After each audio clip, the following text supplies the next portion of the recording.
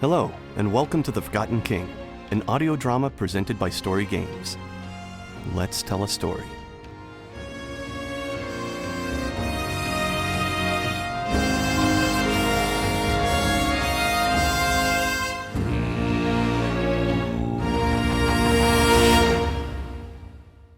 You're as sure as your mother, lass.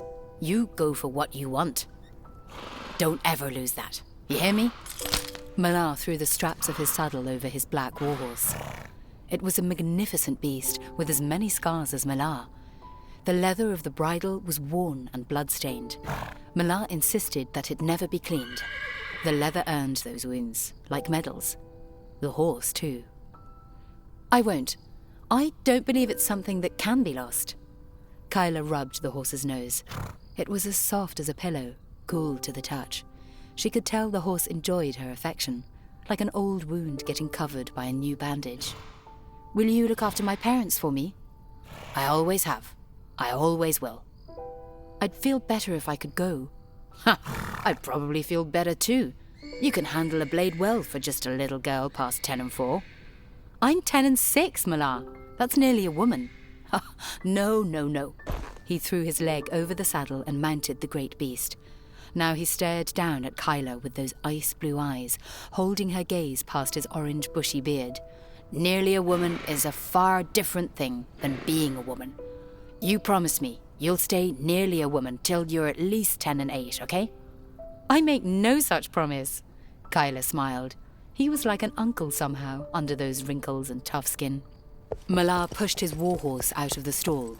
Kyla let her fingers graze the horse's skin as it brushed past her. Then promise me one thing, lass. If it's the last thing you ever do for me. The great legend of Eldaron turned his black steed to Kyla. That sounds concerningly serious for an old softy like you, Malar. He didn't break his gaze with her, and Kyla felt her breath halt in her lungs. You look after yourself, is all I'm saying. What your father tells you is wise at times, but not always. At a certain point, you'll need to do what you want to do, because no one else will do it for you. He ushered the horse closer to her and picked up her chin in his calloused hands. Do you understand what it is I'm asking you to promise me? Kyla stared into those hard blue eyes and saw what Malar was really saying. You're asking me to do what you always wished for my mother. Malar wasn't able to respond to that. And that was saying something. A man like Malar Nightbringer, who for decades had had ballads and war songs written about him, was never at a loss for words. But on this cold night, where the wind from the north was blowing icy fast, Malar kicked his horse forward into the wind and let Kyla's words sting his heart like the bolt of lightning that it was. He found a few words at the doors to the stable, so he stopped for a moment to form them in his mouth. So long, Princess Kyla. Then he set off again into the night. May Shire bless you and keep you, Malar. The road north towards the Frostfang Mountains was always frigid. The wind got colder and colder as the days of travel stretched. At night, the clouds dissipated, allowing the frozen moon to shine from above the frosty peaks of the sheer mountains in the distance. The icy corners of the rock giants got closer and closer as the royal vanguard pressed on. A messenger hawk had been sent ahead to King Kholdor in Dormyth to announce the arrival of king and kin. There had not been a reply, which was strange, but the decision had been made to go regardless, and so they went. At the centre of the vanguard was a wagon that housed Breya and Gael. A forward column of riders was led by Malar Nightbringer and Sir Alarin Red. Dallo and Retic Helmond rode on the left side of the wagon. Sir Liam Glow was on the right, his large spear resting across a holster built into his horse's saddle. Sir Halton Reed and Sir Melek Reach protected the rear of the wagon, like two shields as big as boulders. 24 other armoured knights of Arrenhal rode with light travel plate, helms, pauldrons and swords. The horses were not armoured, just covered with red and blue blankets to fight the cold. The burning orange fire of House Arren's sigil embroidered into their fabric burned like torches through the night. "It's cold for this time of year," Breya said to her husband inside the wagon. Ilium was there too. He always travelled with the Queen, his grey robes hiding his limbs so that he looked more like a blanket than a man. Breya looked out the window. The broad, muscular side of Sir Dallo's brown horse was all she could see. That and the frozen breath bleeding past her lips. "Can we count on your sister as an ally?" Gael queried the Queen. "Always. Aelin is stubborn and prideful, but she is loyal to our family, and to me. She will speak peace and reason if we ask her to." Ilium put a pillow behind his back. He didn't look like someone who loved to travel. Lots of wincing and strained glares came from his dour face as the wagon bumped along. "From what I have heard, the Queen is unstable, and there is turmoil among the council, and Kholdor has become unhappy with the arrangement you bequeathed him." "Arrangement is a lousy word for it. You'd think giving him Dormyth Castle would have been seen as a gift."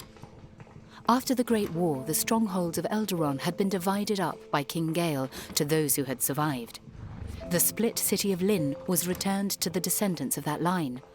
Breya was from there, as well as her sister Aelin. Southgate, Narros, Corhun, Piketown and Greenbarrow, strongholds full of women and children, were left hanging in the balance after the battle ended. The only keep left unsettled was Vorham in the southeast. The majority of the noble line from Dormyth had been eviscerated. The former king's second cousin, Login, was just a boy of 8, not capable of holding the throne. Gael made the decision to bequeath the high chair to Kholdor, a mighty warrior from the north who rose as a hero during battle. There were other warriors who made claim to the throne in Dormyth. Gael had carefully considered them all, but gave the castle, land, and the ruling authority to Kholdor. Breya's sister Aelin was the perfect match to assure a new line would begin, and familial ties between Arrenhal and Dormyth were secured. "Within a day of our arrival, I'll have more to report, my king. Give me that time to let my words work." It was late into the night already. They'd be at Dormyth by morning. From outside of the wagon, a horse screamed, armour rattled, and the sound of a blade piercing flesh ripped into the night. It sundered the quiet wagon ride and made Breya's heart sink in her chest. The Knights of Arrenhal swiftly assembled around the king and queen, with the majority of the riders to the east, the side where the attack had come from. Gael pushed open the window to the door. "Sir Dallo?" "A single rider, sire, from the left flank." The next instant, a second attacker slammed into another horse on the left side, and then a third. Both appeared from out of the cold clearing that stretched between the party and the trees several hundred yards to the north. There was no time for orders or a defensive plan. Within seconds, the travelling guard was overcome with dozens of half-frozen men and women from the Silvermyst Forest. "They are turned!" Malar shouted from the front. Then, for a time, Arren's road was nothing but chaos, madness and death. From the depths of the trees, hordes of men and women with ragged skin, red eyes and bloody fingernails sprinted forward, driven to end the brave knights of Arrenhal. Some of them were just husks of humans, nothing but brittle bones and loose skin. They almost looked as sad as they did voracious, their once kind eyes trapped in the body of a being possessed by madness. "My sword!" Gael shouted to Sir Ilium, who reached for the king's sword and sheath by his side. "Shouldn't you stay in here, my king?" Ilium suggested as he handed Stormwind to his master. "Nonsense, Ilium. I fight with my men. Besides, the knight could use a little thunder."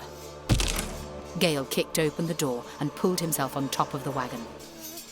It was worse than he thought. The snow was already littered with red blood. Sir Rettic Helmond yelled as a large man with a bearskin cape leapt from the ground and smashed into his side, sending Rettic toppling from his horse. Rettic got his sword up between him and the flailing man, but it was no use. The turned man just brought his hands and arms down on top of the blade, over and over. Smash! Smash! Smash! The blade's edge cut deep into his right arm. When the turned man brought it down again, his hand and wrist were cleaved off completely. It didn't stall the attack at all. Instead, the crazed man cried in pain and switched to using his forehead like a rock, bringing it down on top of Retic's nose and teeth repeatedly with shocking force. Tears were streaming down his bloody face. The agony he was in was undeniable. When his forehead struck Retic's teeth the first time, it forced the knight to drop his sword. He brought his hands and arms up to defend himself from the attack. It was futile. Another turned woman threw her body on top of his head, biting and clawing as she fell. "Die with me! Die with me! Die with me!" she screamed again and again. The large man picked up Retic's two-handed greatsword in his remaining left hand, fingers wrapped around the blade. "To Manon we go!" The man screamed and sunk the exposed edge into Retic's neck, just below the helm. Retic's arms and legs went limp as the woman cried over his face, and the large man fell to the side, bleeding out onto the ground next to the fallen knight. Gael jumped to the road from atop the wagon, landing with a thud in the cold dirt. Stormwind already raised high. He brought the blade down, sweeping it in front of him, cleanly separating two legs from a turned boy nearby. The lad couldn't have been more than 22, possibly even Quintus's age. His veins black, eyes wild, teeth gnashing as he fell to the dirt without legs. Still the boy clawed at the earth, pulling himself closer to Gael, hate and rage bleeding from his eyes. "My king! My king!" The boy screamed at Gael, digging his nails into the dirt. "Die with me, my king! Come with..." The boy's skull was crushed under the foot of Sir Halton Reed's brown mare before he could finish. Gael spun and instantly swept his sword clean through the next attacker, an elderly turned man who was trying to yank Sir Liamglow's spear from his arms. As the top half of the body fell backwards over his legs, Gael saw that the turned man's hair was white and thinning, his scalp riddled with liver spots. Malar stood at the front of the column, his warhammer Nightbringer smashing and bashing turned men and women like a great storm demolishing a village. Bludgeoned heads, crushed chests, bodies piled high around his horse's legs. And yet, they kept coming. Like locusts feasting on a fresh crop, men and women screaming and crying in pain as they sprinted on the frozen ground, desperate to take more people to Manon. Sir Liam advanced and pulled up next to Malar, his spear stabbing ahead of them, impaling the turned who ran at them as fast as their legs could carry. "We need to ride at them!" Liam shouted to Malar, advancing his horse forward. "Don't you do it, lad. Stay back. It'll be the end of you," Malar yelled. It was no use. Liam was a full body length ahead, riding at the men and women coming out of the darkness. He stuck the tip of his spear through a fat man with a clean-shaven face, who choked on his tears as he ran up the pole of the spear. Behind him, another woman drove herself through the spearhead, running herself into the fat man. Then a girl, who must have been 10 and 1 when she turned, joined them. Liam tried to rear his horse back, but the weight on the spear stopped him. The impaled cried out in anguish. "End it with us!" a woman screamed at Liam. "Let the spear go!" Malar screamed at his friend. It was too late. A small boy, maybe the girl's younger brother, crawled over the impaled villagers he used to live with, vaulted off the fat man, and threw himself onto Liam. The knight teetered with the weight and dropped his lance. Once the turned got a hold of his legs and arms, Liam was pulled down to the ground and disappeared under stomping feet and a fit of tear-filled laughter. Behind him, Malar heard the wagon horses cry as turned men clawed and bit at their legs. The horses broke off into a gallop, separating the Queen and Ilium from the vanguard.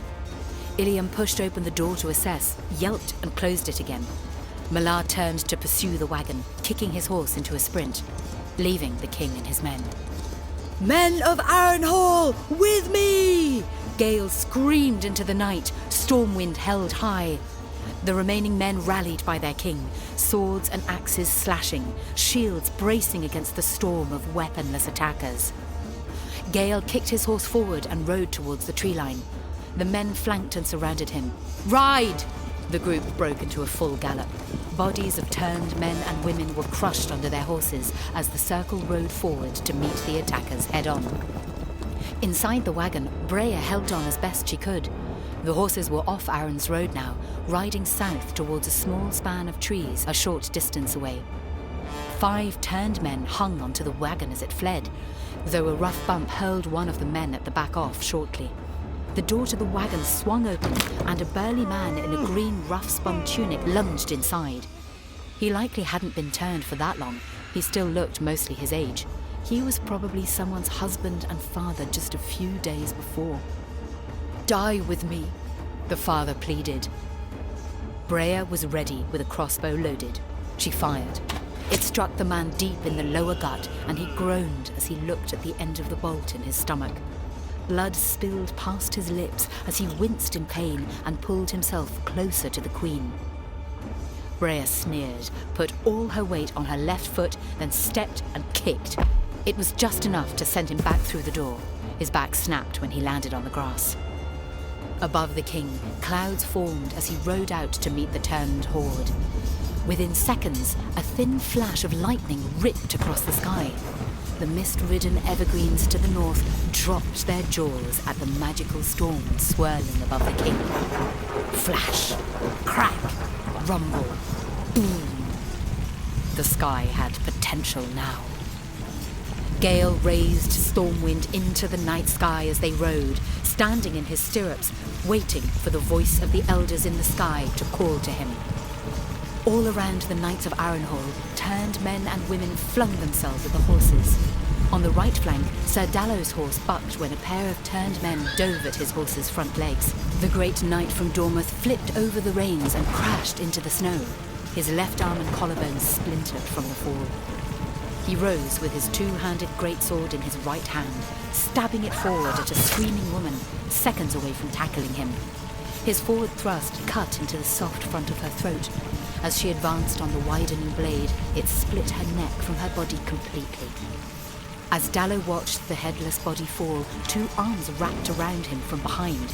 Big arms, one around his neck and shoulders, the other around his chest. "It's okay," a giant hulk cried into Dallow's small ear. The turned behemoth must have been a full head taller than Malar. His arms felt as big as Dallow's legs. Dallow realized he couldn't talk or scream. The man held him so tightly. "It's okay now," he cried again as he squeezed much, much tighter.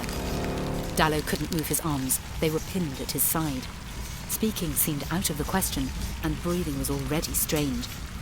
The giant slowly moved his right forearm under Dallow's chin as he nestled his cheek into Dallow's, like he was cuddling a child in a deadly embrace. "We'll just go to sleep together, okay?" The blood vessels in Dallow's eyes were bursting now. A line of blood slipped from his nose as one of his ribs snapped and punctured a lung. He shook his head side to side and tried to smash his boot into the turned man's toes. The rest of the circle was half a world away by now. Dallow could hear the horses in the distance, screams and cries mixed with thunder and rain. The rain felt good, at least, he thought finally, as the man behind him cried and squeezed. "It'll be okay now," the turned man said, then laid with Dallow's broken body onto the muddy snow, crying over the dead knight's body in racking sobs, overjoyed that he had found someone to die with. Back inside the wagon, Breya pulled a dagger from its sheath as another assailant fell into the cabin. "Please come with me, please!" the maniacal man yelled at the top of his lungs. His eyes were hollow, skin pulled tight over thin bones and cracked lips. He threw himself on top of Ilium, who managed to get his arms and legs up in time to keep him off. Breya brought her dagger down into the man's back, careful not to stab Ilium. The wound had little effect. Instead, the turned man grabbed Ilium's cloak, held tight, and hurled the 2 of them from the wagon door. "We will die together," the turned man whispered intimately to Ilium, elated, just before their bodies broke and snapped against the cold, hard ground. Breya could do nothing. She stepped forward and stared through the open door like it was the end of the world. The wheel beneath her hit a bump, and her golden royal crown with a violet ruby at its arc was vaulted from the wagon. Confusion twisted the reality of what had happened. She tried to catch her breath, the dagger held tight. ready for the next turned man or woman who would come through that door. She screamed when he came through, bringing the dagger down without thinking. A hard, calloused hand met hers. The blue eyes stared up at her with battle rage inside them, his red, bushy beard stained with blood. "Stick the bad ones with that, love. I'm here to help." Malar smiled as he stood. With less than a dozen men surrounding him, King Gael felt the force inside him connect with the life spark of the world. Deep from within his being, light turned to fire, fire turned to lightning, and all at once a torrent of magical thunder filled the sky above him. For a split second, everything in the north went quiet. The wind did not blow. The men did not yell. The turned did not scream. The horses did not cry. For just a second, everything was still as stone.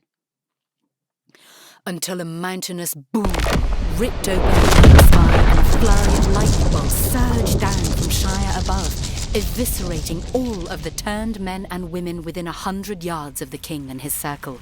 Their bodies spasmed and their joints burst at the seams as they died. Where once there were many, now there were none. Gael brought Stormwind back from the sky and sat on his horse, slowing to regroup his men just outside the tree line to the Silvermyst Forest. Adrenaline coursing, heart pounding. He found the courage to survey the damage, and his heart broke at what he saw. Heavy rain had followed his magical storm. Heavy, wet rain that hung on armor like grief. His men had fallen. Those that still lived were badly wounded.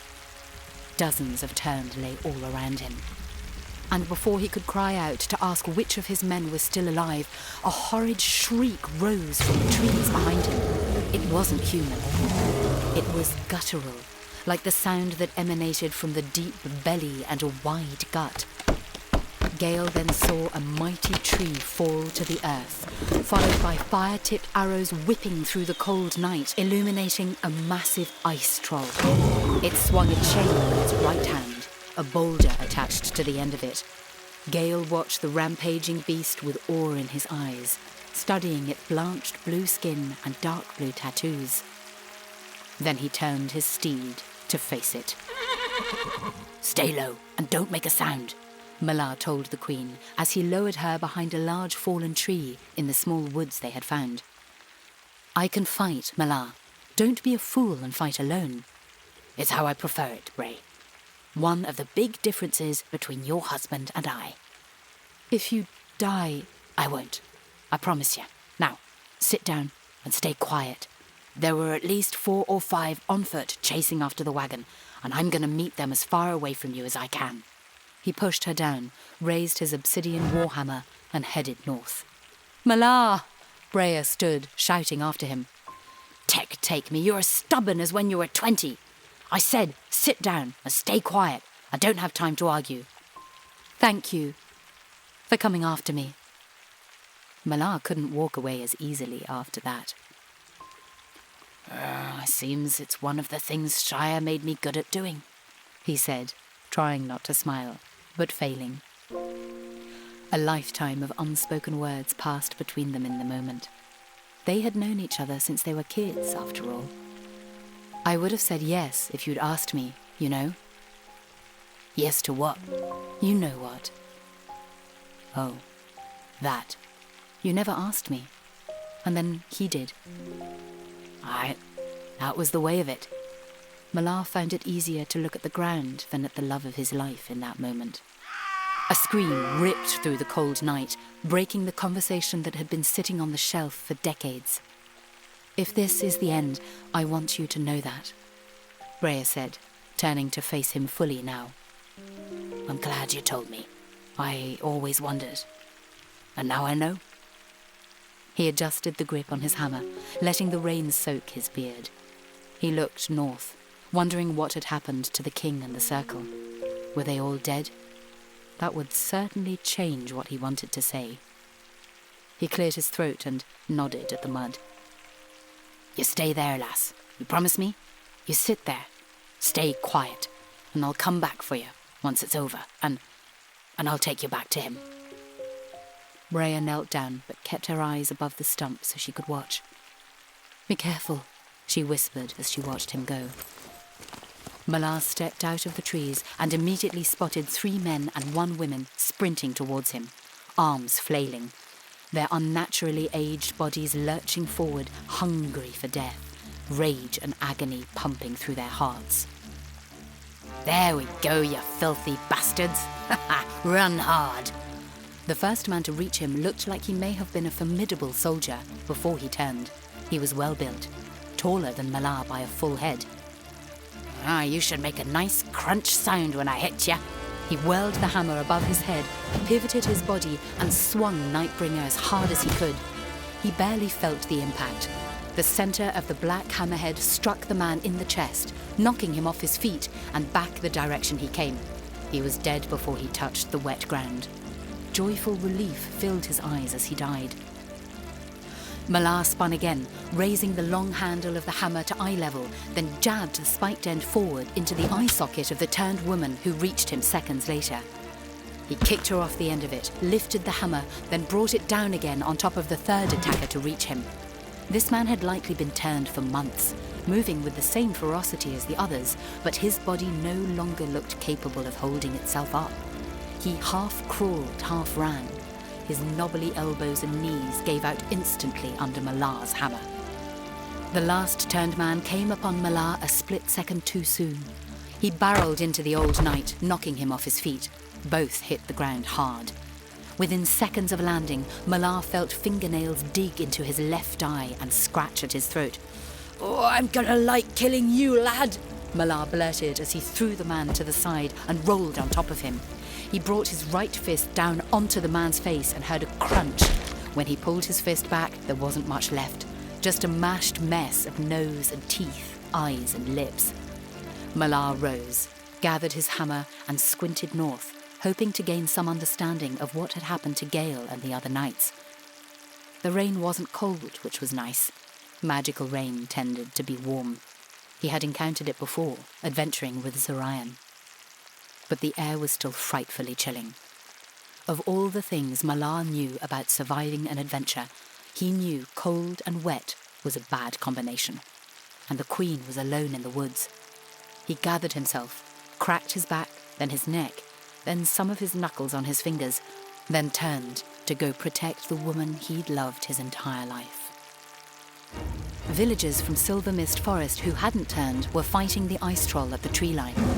Gael gathered his sword and marvelled at the sight. An ice troll hadn't been seen in the Second Age for over 20 years.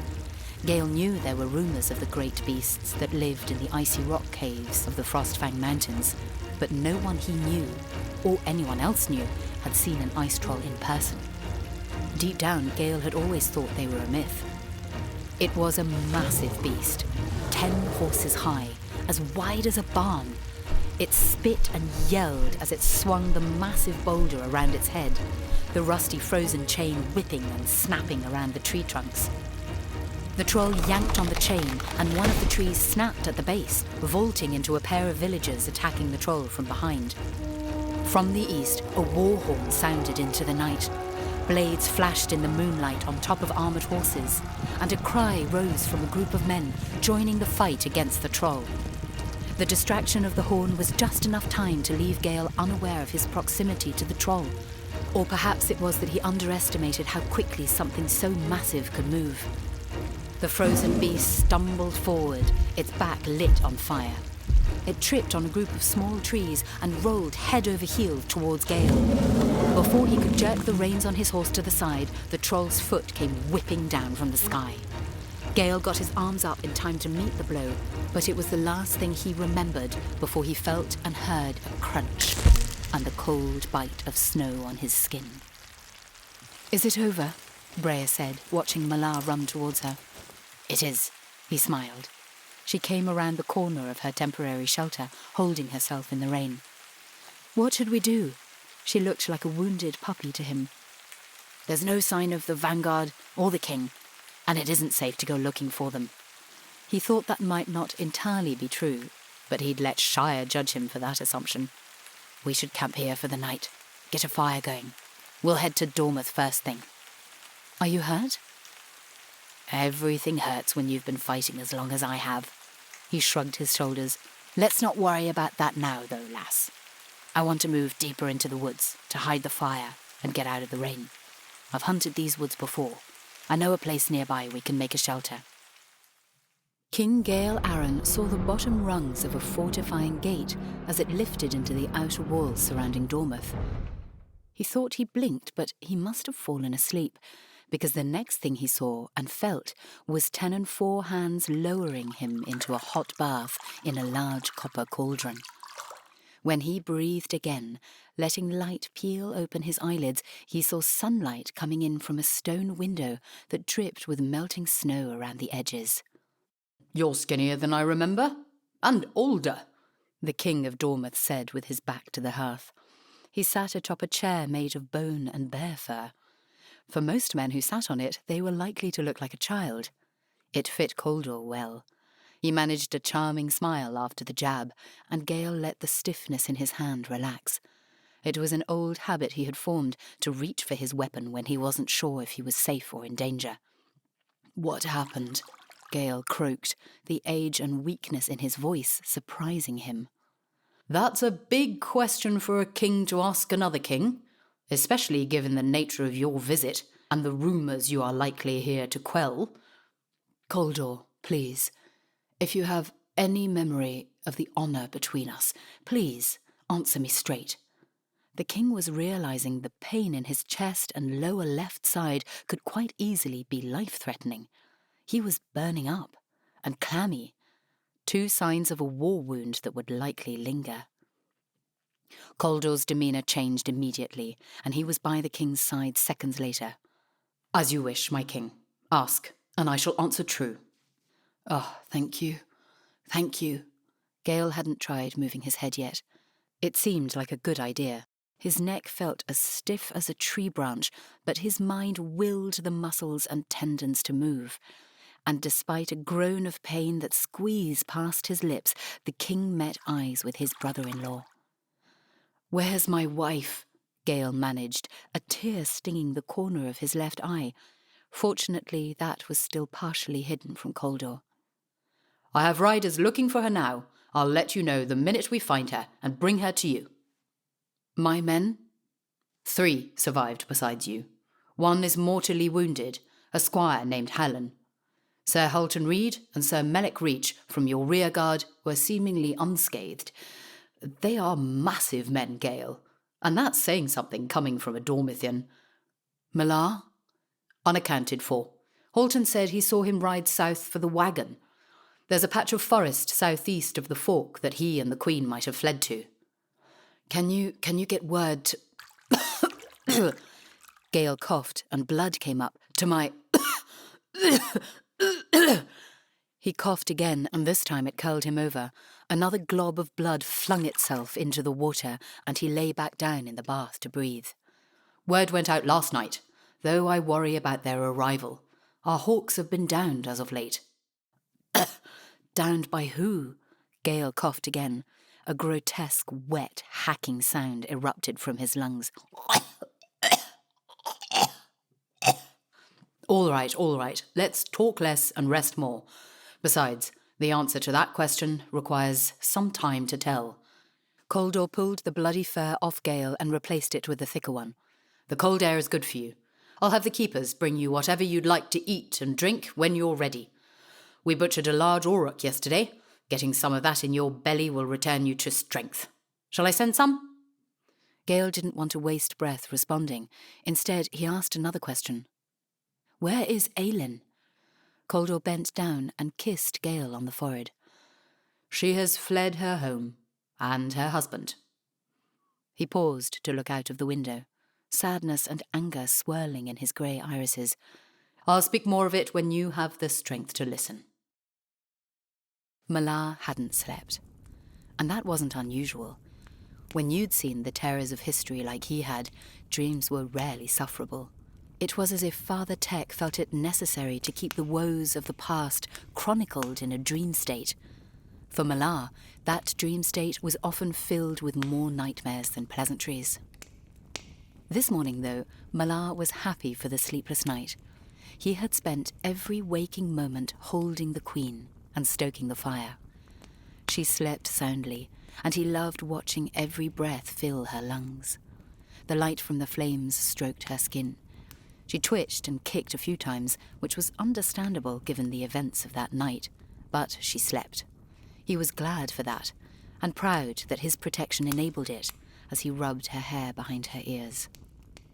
There was a time he had felt like this before, decades ago, before Breya was queen and he was a war hero, back when they were kids and free to love and play with whomever they wanted.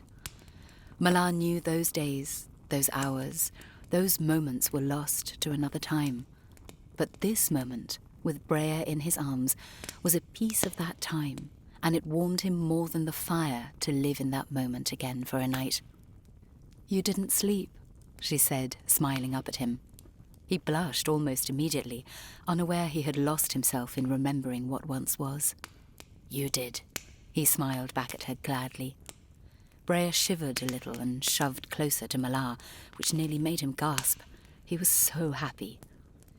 "Will you put another log on?" she asked, pulling his cloak around her. They had spent a good hour finding logs big enough to burn through the night. Breya had gathered more than Malar, if truth were told. She was a mother of 3, every bit of 44, and she had strength to her as well. Vitality reflected in her beauty. "We should probably go, Breya," Malar said, starting to rise. "We should probably stay right here till it warms, or until I say it is time to go, given that I am the Queen of Eldaron and you are not." "I am at your service, my queen," Malar teased as he sat back down. The mist from the forest to the north had stretched her cold fingers down to the patch of woods where Malar and Breya rested. The sun was warming it, surely, as if the mist was a cloud that blurred the lines between what was real and what was a dream. Malar knew better than to waste the sight with words. Instead, he threw 2 logs with white bark onto the fire and kicked at the coals with his feet. He adjusted his weight and wrapped her closer in his arms, but she was staring into his eyes before he could settle back again. "What if they're dead, Malar?" she whispered, her voice smaller than the flames. It was the first time she had let the fear of last night catch up to her. "All of Eldaron could be dead right now, my queen, and I wouldn't much be bothered by it." "They could all be gone." She felt her hand on his cheek. "I don't believe that's true, lass. I can't see Shire letting things play out that way. At least not from what I've come to know of her." "What do you know of her?" "That she's real. She's watching us. Always. Guiding us. Protecting us. I happen to think she's partial to the good ones." "Then why do some die and others live?" She felt herself falling into the wells of his eyes. "I think Tech is the only one who knows that. And Manon is the orchestrator of those who perish. That's what my ma always told me anyway." "I like that story." She smiled at him and inched a little closer for warmth. "Breya," Malar tried. "Yes?" Can I kiss you?" He struggled to sound confident. "If Gael is alive, it would be treason," she said, a tear falling from her right eye. "It's a price I'll be willing to pay," he said, and their eyes nudged their lips to connect. Lips made way for tongues, hands found backs and shoulders, and the warmth of the fire paled in comparison to their lost love, reignited. She moaned first, crawling on top of him while she pulled his cloak over her shoulders. She grabbed his red hair at the back of his head and laid him down to the cold dirt. Malar's massive hands rested on her back, bringing her closer to him. When Breya took a moment to breathe and let her face break with guilty pleasure, Malar sat up and kissed her neck, kissed her chin, anything he could get his lips on. He hugged her close around the waist, and it rubbed her breasts against his collarbone and neck. She ran her fingers through his hair again and again, lost in the rhythm of their kissing. The rhythm stopped with the breaking of a stick under a boot to her left, forcing Breya to look that way. The man she saw watching them was the worst thing she had seen in her life, because she knew it would mean the end of Malar Nightbringer. The Forgotten King was created and written by Michael Stagliano. Story by Michaela Oberhofer, El Silito, Matthew Pajan, Maisie Fote, Matthew O'Connell, and Steven Stagliano. Voice narration by Kitty Liddon. Sound design and scoring by Chris Kirk. Produced by Greg Wood and Emil Hanton.